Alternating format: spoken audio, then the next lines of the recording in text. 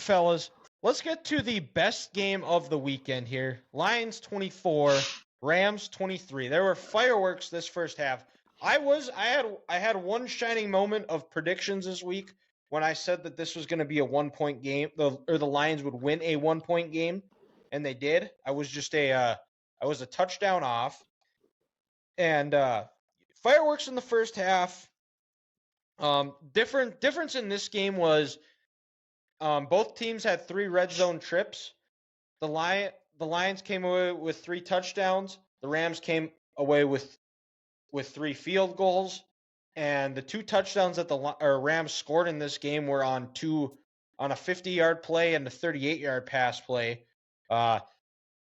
And it was a game of momentum shifts. It felt like towards the end that the Rams were going to come back and win. That the Lions, their defense did a good job of shutting down the run game and not allowing the explosive plays with Kyren Williams, which weren't able to open up the play action pass, even though Stafford still threw for a handful of yards. And some of the angles, he looked like a shortstop throwing the ball, the way he was able to fit the ball in. But the other part too is Sean McVay's clock management, and I am curious to see, especially in the second half, how often burning 2 timeouts instead of just taking the 5-yard penalty. I've been on this, and there are times when sometimes playing Madden helps you, especially in the second half. Like in the first half, whatever, burn the timeout. Second half, especially the way the Rams offense was moving the ball. And how the Lions weren't moving the ball? Yeah. Who cares if you go 5 yards back?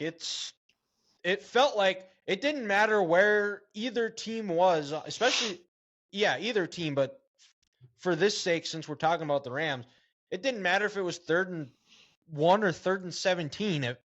There was just always belief that the Rams were going to convert a 3rd down and extend drives. But those two timeouts McVay had to take in the third quarter definitely came back to bite him in the ass and not really give him a shot. And I think that was why Detroit was so aggressive in their play calling in that final drive was, hey, they can't, if we get a first down, they can't stop the clock here outside of one time in the 2-minute warning. If we get a first down before the 2-minute warning, this game's over. Yeah, I didn't understand them running it down to the 2-minute warning at all. Yeah, take your time out before. Yeah, get an extra one then.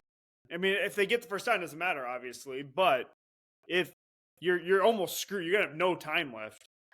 If they don't, I mean, at least put them in a 3rd down before the timeout or before the 2-minute warning. Like that was just ridiculous, I thought.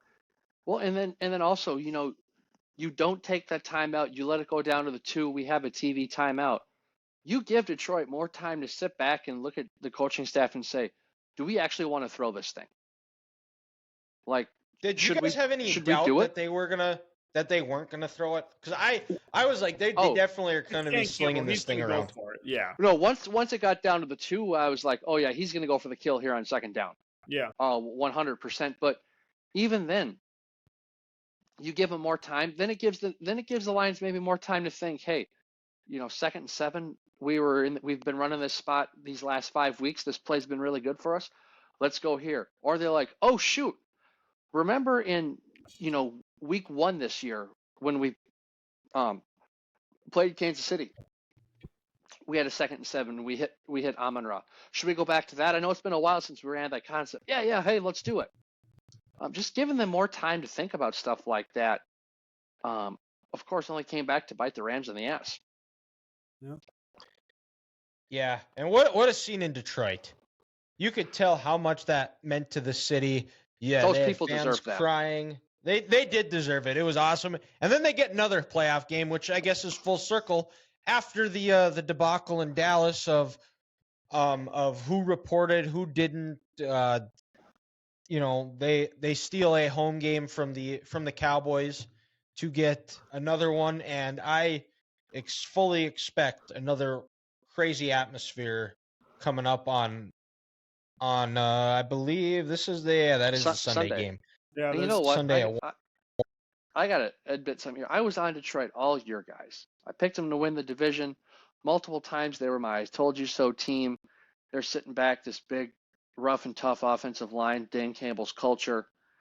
And then I get caught up in the moment with the Rams. They're playing hot. Stafford's coming home. These receivers, hey, they got low key. They got a good rush defense. I don't know why I do this to myself. Just stick to your guns, Grant. You overthink it.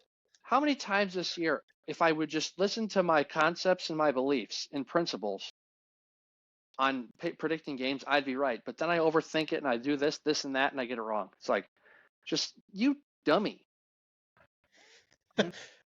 We're always going to laugh when you call yourself a dummy, so. Today's big dummy of the day, Grant Castor here, for going against the Lions he's picked all year. Big dummy of the day. That's a new one. Correct. Big dummy of the day. Interesting. Big dummy of the day.